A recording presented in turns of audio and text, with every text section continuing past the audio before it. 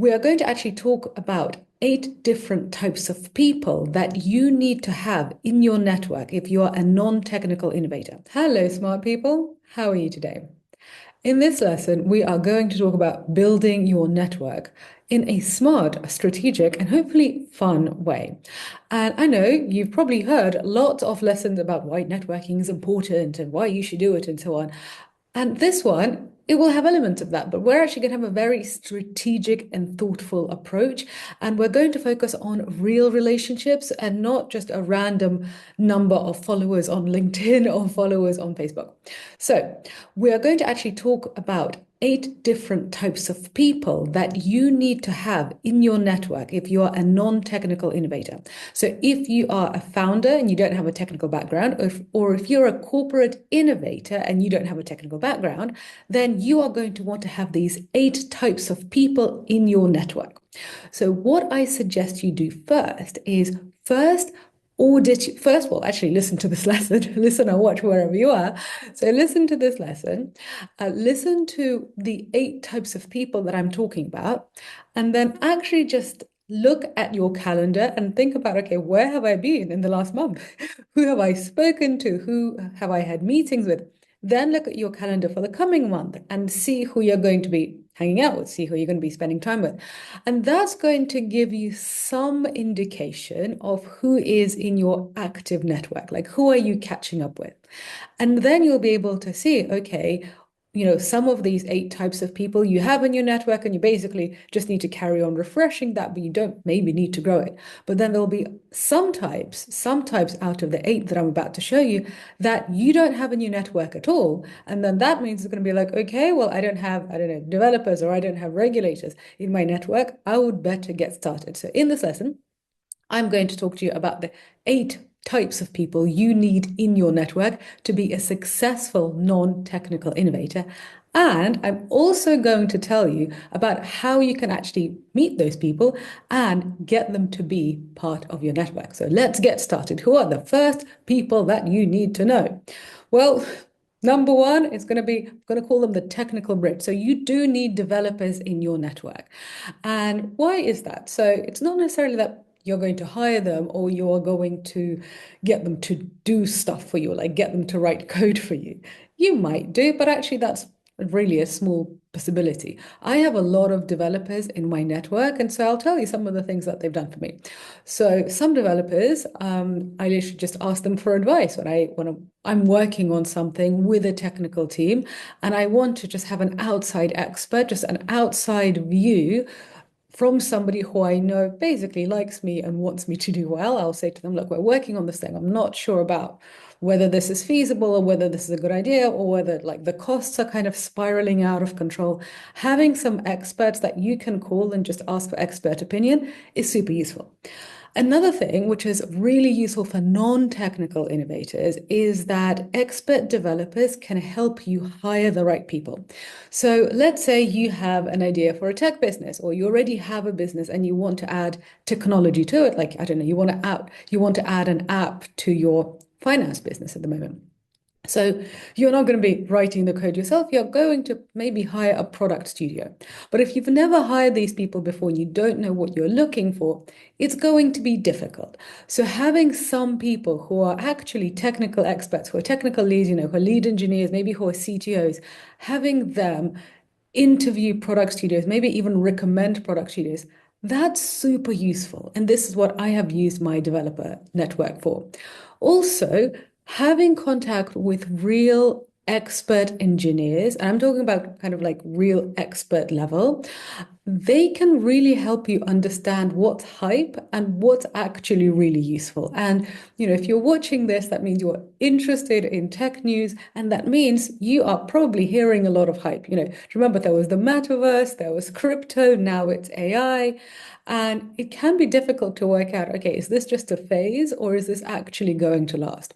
So being able to speak to technical experts who have real expertise and say, hey, well, what do you think of this? Are you using this? Are you excited to use this? Or, when a new tool comes out, get them to give you their opinion. That can be super useful. So Don't think, though, that you only need to have CTOs in your network. Like, yes, CTOs and people who have scales technical teams, they are a useful asset. But also, if you can get your hands on junior developers, maybe you're at the start of your career, that's also useful because, they're still good, like they're still smart people. They're still going to be experimenting and they can also help you do a lot of these tasks, but just at a different level. So number one, make sure that you have developers in your network. If you don't have any, basically you need to go find some. So how do you do it? Go to tech meetups. So on Eventbrite and on Meetup, there are lots of technology meetups, and I've gone to quite a few and just basically just go to them and find them online. If Meetup and Eventbrite aren't super active where you are, there are going to be other things online, like maybe just go to some hackathons. Start turning up, and at some of these events, you'll be super bored and you won't know what's going on. But at others, you'll learn stuff and you'll meet some new friends. So meet some developers. Number two, you need the money perspective. And so that means you need to speak to investors. And it doesn't matter whether you're fundraising or not. Actually, I would say it's better if you're not fundraising because it's better to build your network with these people when you don't need them. And I would say that you need to have two types of investors in your network. You need the venture capitalists and you need the public markets investors. And I have both in my network and I basically use them for two different things.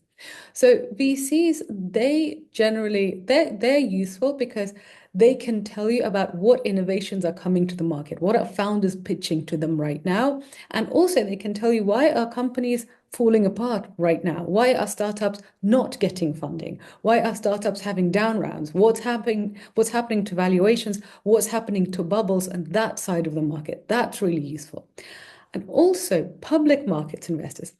They really focus on the numbers. So VCs often focus on the vision because the actual specific metrics of a startup usually, well, they're not very good or they don't exist. Or, if the startup is making revenue, it's like totally wildly up and down because venture capital is all about investing in innovation. So if you want to invest in innovation or you want to understand how that works, VCs are your place to go.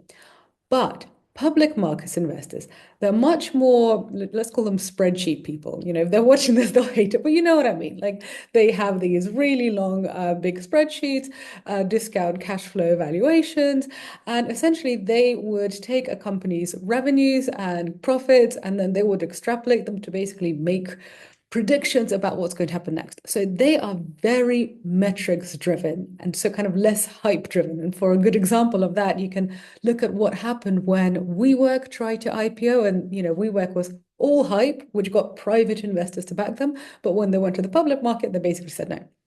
This is why having these people in your network, just for sense check to see what they're investing in, to see to understand why public markets are reacting in specific ways, it's really useful. So how can you meet both types of people, both VCs and public markets investors?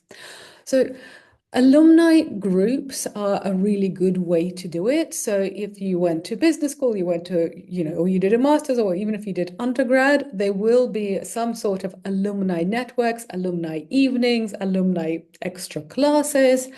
That's a good way to meet these kinds of people. Also, ask your existing network. So who actually knows investors and just say that you want to understand their perspective. And the key thing is say, I'm not looking for funding. I want to understand the perspective of venture capitalists or public markets investors on this particular sector. So if you say that you are not fundraising, but you just want to get their perspective on a particular sector or maybe on a particular company or on a particular trend, you're much more likely to get introduced to somebody and then they'll have a Zoom call with you. And, if you ask them interesting, clever questions, then they're going to think, oh, this is an interesting person. I might do that again. Or they might then introduce you to somebody in their network and you build up from that. But the key is don't ask for money, right? Because if you basically just ask for introductions in order to get cash, a lot of the time it doesn't work. So there's actually this phrase in the startup world, which is ask for money, get advice, ask for advice, get money. Anyway, that's a subject for another lesson. It is actually true. I have used this. But anyway, so the two people you need so far are developers and investors. Okay, who else do you need? You need to have people that I'm going to call vision expanders. And vision expanders are basically people who are super mega successful.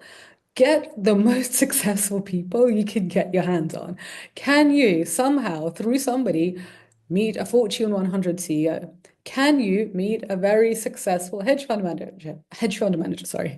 Can you meet somebody who is in the C-suite of a massive company? And these people, again, this is not about asking them for stuff. It's actually more about inspiration and about seeing these people in their natural habitat and kind of getting acclimatized to them. So this is kind of a bit more, maybe a bit esoteric, but what I mean is that, if you are very ambitious, which is, I'm assuming, why you're watching this lesson. So if you're very ambitious, then you put super ambitious people on this pedestal and they're kind of like up there and you feel like you're there. And then you look up to them and you kind of start thinking that maybe they're superhuman. And actually, when you do spend time with these people and you build relationships with them, then just seeing the fact that, they're humans, they get tired, they overeat, they might have one too many donuts one day, or, they get stressed, all the kind of normal human foibles. And then you see that actually, oh, they are like me, I am like them, but they have done these things that I haven't done. So let me see what I can do too. So just being around these people can actually be inspiring and helpful. And so their mindset, some of their behaviors can rub off. And also, I just find that it helps me see what's possible. So I'll give you an example. Last week, I went to see a friend of mine, and he runs a private equity business that he started, and he is really successful. I mean, my company is successful, but his company is doing extremely, extremely well. They own several well-known brands, so, well done him. And it was really inspiring to go into his office and to just see what he's built and to, like, I was thinking, oh, this is like good on you. This is so awesome. Okay, so this is what we get to build. This is what we get to do. Okay, I'm going to go do that now. Even though he is in private equities and finance, I'm not in finance. I used to be. I'm now doing something else. Seeing somebody who is one of my peers achieve something incredible makes me go like, oh, okay, yeah, I'm going to do that too. So that's super, super inspiring. So you might be thinking, okay, well, this is really useful, but how am I going to go and meet a private equity mogul? I totally get you. So I'm going to tell you how I've done it and I'll give you some tips. So a little while ago, I used to write for Forbes. So I had a column in Forbes writing about my startup journey. And in that column, I basically just made an effort to interview very successful people. And specifically, I was interviewing non-technical founders and investors who invest in non-technical founders. And to be honest, when I had the Forbes name behind me and I was reaching out to very successful people whom I didn't know, a lot of them responded. And you might be thinking, okay, well, this is great. Should I start writing for Forbes? Well, to be honest, yes. Whether it's Forbes or another publication, like there are kind of less high profile brands that you could be writing for, like maybe for your alumni magazine or for a startup blog that already exists. So you could be doing that. But to be honest, right now, I don't write for Forbes anymore. And I have the Tech for Non-Techies podcast channel. So there is the podcast, and now there's the YouTube series, and YouTube's a bit younger than the podcast. But Tech for Non-Techies, it's a good brand, but it's nowhere near as big as Forbes, right?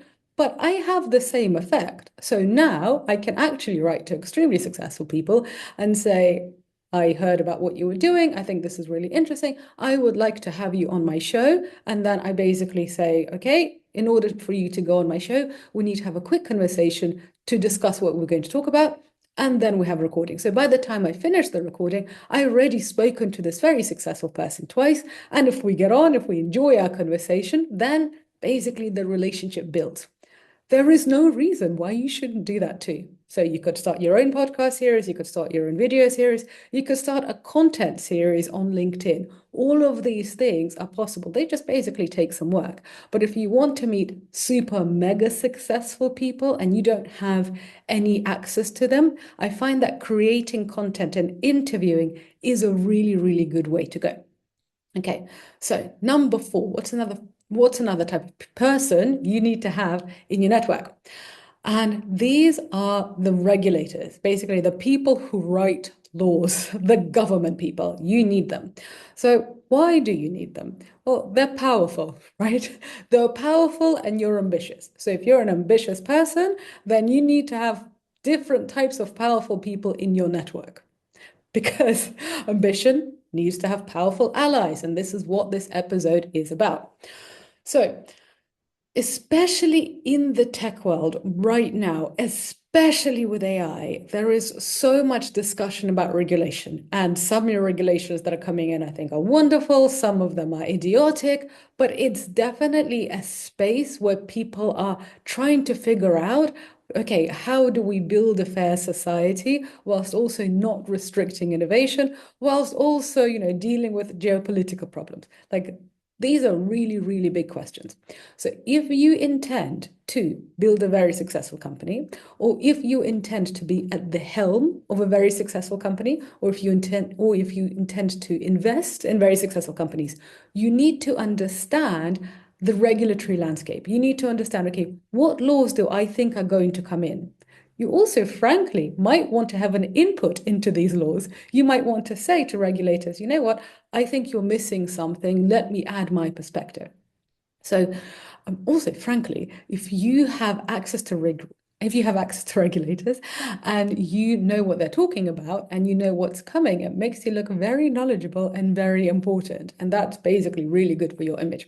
Okay, so how do you do this? Again, I am not suggesting that you need to somehow go and meet, country presidents and get a seat in the Senate. I mean, if you could, great.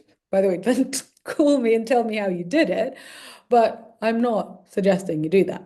So there's a much more kind of low-hanging fruit. So you can join industry associations. You can basically do that for a very small amount of money. You can participate in working groups. You can contribute to committees. So I know in the UK, there are parliamentary committees. In the US, there are also several equivalents of that. Also, you could start smaller. So maybe start with your local region. You don't have to start with the international bodies, but basically start meeting people, start seeing where there are regulators. And you know how I did it? I knew that I needed to have regulators in my network. So I kind of looked at this eight groups of people that I'm telling you about, and I saw that my big gap was regulators. And I was thinking, God, how do I meet these people?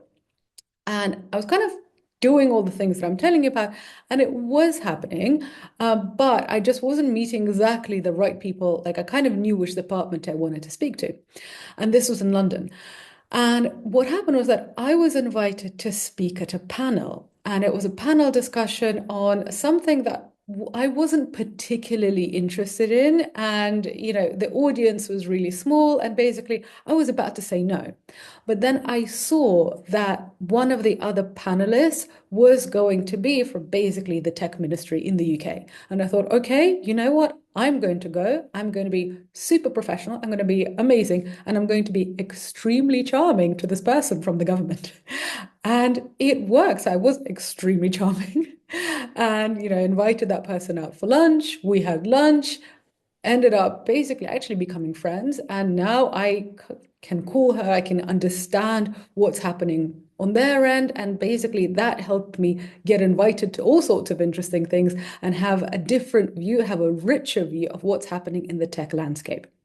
So these people can be a bit harder to find, but panel discussions, going to networking events where they are, that can really help. Okay, number 5. You need your tribe of outliers. Okay, if you're watching this, you are an ambitious person and you want to do things with your life and you want to invent things. So either you want to invent a whole new company, or you want to invent a different part in a corporate. Maybe you want to invent a new product, a different product line. Maybe you're leading digital transformation. Anyway, you get my point. You are doing something big and risky. And what do most people do about risky things? Most people avoid risky things like the plague. Not you. You are actually running towards the risky thing. So if you are the only person in your network who is doing risky things, first of all, you're going to be really lonely, and that's going to be a bit sad. But also, it's likely that your ambition is going to be kind of suppressed by all of these very risk-averse people. And, it happens to me, it happens to the best of us, it happens to all of us, because basically, as humans, we kind of absorb the atmosphere and then we start adjusting to it. So then your job is to make sure that you are in an atmosphere that inspires you as opposed to brings you down. So think about it. Think about this is actually quite personal. Think about your friends. Think about who you are spending time with. Are they founders? Are they successful founders? Or are they founders actually doing something? Are they innovators? Are they inventing something new? Or, are they just trying new things? Or are you constantly spending time with people who are just really happy with the status quo? If you are spending time with people who are happy with the status quo, do not try to change the people, but just add those outliers.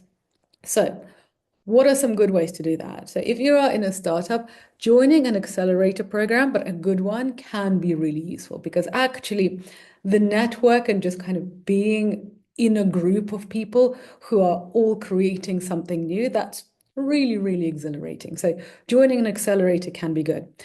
Also, just joining courses where you get to interact with people. So, for example, when I teach my Tech for Non-Technical Founders course and I teach it in person, and people come who want to create products and they don't have technical backgrounds. And I remember in my last class we had 30 people and it was wonderful. We were meeting up twice a week. Yes, we were in class, but also people were talking to each other and so many friendships were formed and I had so much feedback from the students that yes, they loved the learning, but they also just loved being in a community of people who are doing things that they're working on as well. So, like, they're in the community of peers.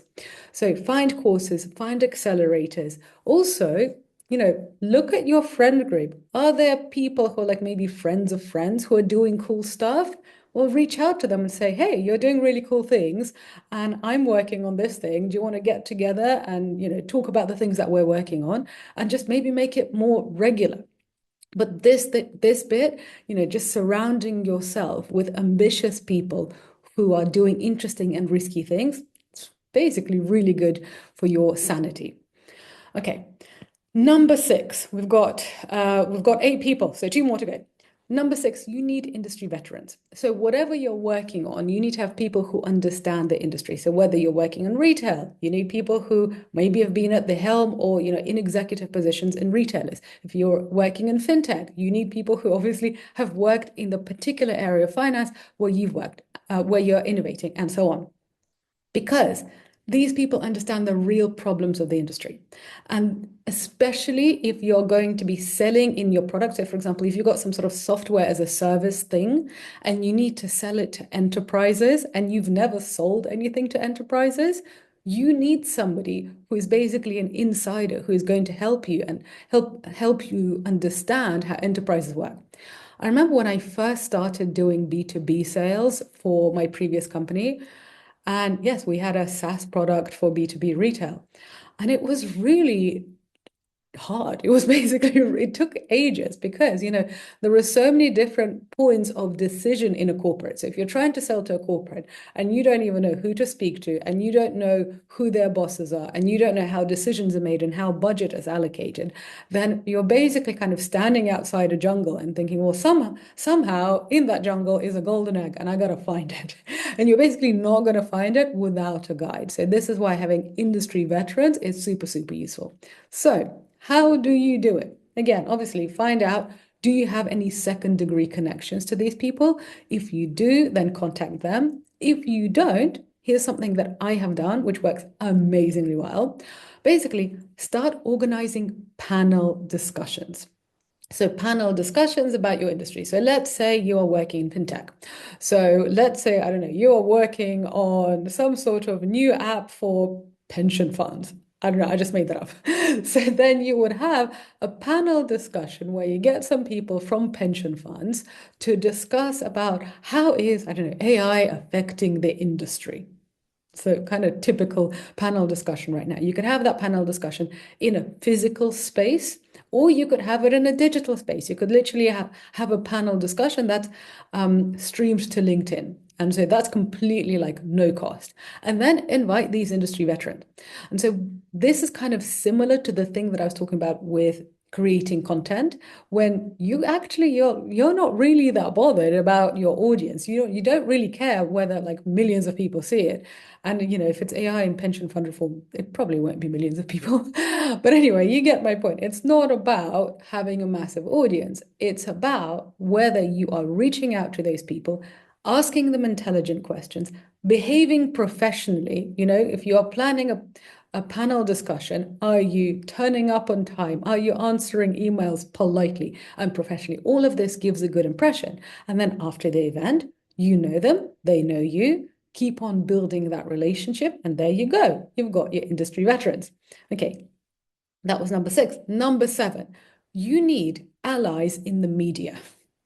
So you need people who are either journalists in the traditional press, or maybe in the tech press, and you also need influencers, so bloggers, podcasters, and so on. So this is going to be useful because at some point you are going to want publicity for your thing. So whether it's your company, whether it's your corporate innovation, you are going to want people to write about it. Also, whether you're fundraising or whether you're trying to get promoted, being on a list of like the most innovative people in insurance tech, that's going to be really useful. People are going to be like, oh, this is really, really important.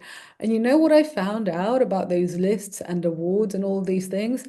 They're made out of people that the influencers and that the journalists know. So if your innovation is super amazing, if the product that you've created is super great, but journalists and influencers don't know that it exists, and they're writing a list of like the top 10 innovations of the year, and they just don't know that yours exists, even if yours is better than all of the 10, they won't write about it. So you have to go and tell people. So don't think that this is about, sending them press releases, because frankly, you're probably not important enough for them to care about a press release. Apple can send press releases and everybody's going to read them and be like, oh, this is amazing. If you're basically doing something completely new, they're not going to care. So you need to start building relationships. And this is where social media really comes in. So when I read an article by somebody who basically I like the article, I like the way they write, I like the way they're telling the story, I usually share it on LinkedIn and I tag them in and I say something, I say something about the article and I basically say, thank you very much for sharing this interesting story. And I tag in the journalist. I do the same thing with podcasts. I do the same thing with newsletters, and people also do it to me. So, at this point, my podcast does have a following and people want to get my attention. And to be honest, if people make a post on LinkedIn about one of my podcast episodes and they tag me in and they say why they learned something from it, I remember that person. And then if they reach out to me again, I'm far more likely to respond than when basically just a random person is like, hi, can I have 15 minutes of your time for free? I mean, I get a lot of that, and most of the time I do not answer. Okay, so you do need media, you need influencers. And finally, you need to have some academics in your network. So if you're working in tech innovation, obviously having some academic technical experts, that's like the deepest level of expertise, that's going to be useful, because if you're working on frontier innovations or you're working with frontier innovations, having people who can really help you decipher real innovation from hype is going to be useful. Having academics, maybe having an academic advisor on your startup advisory board gives you a certain level of credibility. It's the same thing with corporates. If you are trying to shake the CFO down for some innovation money, having, somebody from Cambridge University or from the University of Chicago and saying that this person is involved as an advisor, that's going to give you some credibility. Also, business school professors are really useful, because sometimes, when you're working on something and you're thinking, oh, I'm the only person who's ever dealt with this problem, and then you can speak to your strategy or entrepreneurship professor at a business school, and they're like, oh, yes, this is what happens when competition is like this, and this is the framework. And you're like, oh, okay, this has been dealt with before. So have some academics in your network, whether the tech people or the business people. And also, actually, if you are getting involved with these people, then they can give you opportunities to address their classes. So, for example, I do guest speaking quite a lot at entrepreneurship classes at business schools. And this is this is basically really good speaking practice, but also it's useful to build my company's brand and to be seen as a thought leader. So if you're just starting out and you've actually created something new, then maybe speaking to academics and speaking at entrepreneurship clubs where you have maybe an academic speaking at a panel and that can be a really good way to build your brand and be seen as an expert. Okay, so how do you actually do this? Well, you could contact the people that you went to university with, whether it's business school, whether it's undergrad, basically, if you went to any kind of higher education, see if you can get involved with that, because usually they're really keen to hear from alumni, especially alumni who are doing something interesting. Also, if you're living really far away from where you went to school, you could just reach out to the places close to you and you could offer to do a guest lecture. So you could even take this and you could add your own insight to it, and you could say, I would like to do a guest lecture on how to build your network strategically as a digital leader. And I've given 8 points, maybe make it 10 so it's not total plagiarism. And basically read that lecture and it's going to be fine. So start getting involved as a guest lecturer. You can also mentor in university programs, and they are, in my experience, university programs, especially in entrepreneurship and innovation programs, are really, really keen to hear from people who have any kind of experience to be mentors. So that's a really good way to build your network in academia as well. Okay, so we are coming to the end. I'm landing this plane. So what I'm going to do is right now I'm going to sum up those 8 categories of people. And the reason why I'm doing that is I want you to be thinking as I'm summing up, and I want you to think, okay, yes, some of these people I have in my network, I basically don't need to worry about that. But these other people I don't have in my network, okay, I'm going to make it a point this month to start building my network with these people. So number 1, you need the technical bridge, and these are the developers. Number 2, you need the money perspective, and these are investors, both venture capitalists and public markets people. You need the vision expanders, and these are the mega successful people. The more successful, the better. You also need regulators. That's your regulatory radar, the people who are basically going to be writing the laws or consulting, advising on the laws. You also need your tribe of outliers, and these are your fellow very ambitious people. Because if you're surrounded by people who don't want to change, who are not very ambitious, even if you are very ambitious, you're just going to be squished down, and I don't want that for you. Okay, number 6, you need industry veterans. So for whatever industry you're in, whatever industry you're innovating in, you need people who are basically really important, very knowledgeable in that industry. You also need media and communication allies, so people in the press, journalists and influencers and podcasters.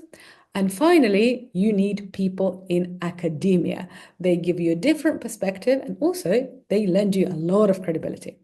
So my advice is audit your network and then just get one of those categories and think, okay, for this month, I am going to focus on building my academic network, and just go and get on with it. And after that, let me know how it goes. Okay, so be strategic. You can do this.